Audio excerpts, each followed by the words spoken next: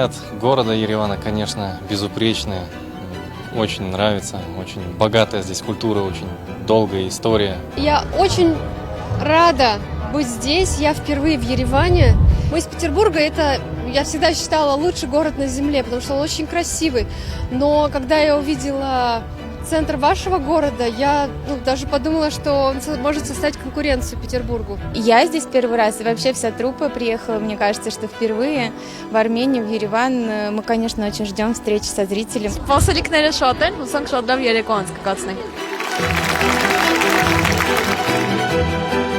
Շատ լավ ակնկալիքներով, որ շատ գեղեցիկ բալետ կդիտենք։ Надеемся, что зрителям очень понравится наш концерт. Очень приятно познакомить армянскую публику с этим маленьким, но одновременно большим шедевром. Безусловно, это великое дело. Вот не каждый пойдет, купит билет, пойдет в оперу, а вот так вот на чистом воздухе, вот так вот еще и бесплатно, это дорогого стоит на самом деле.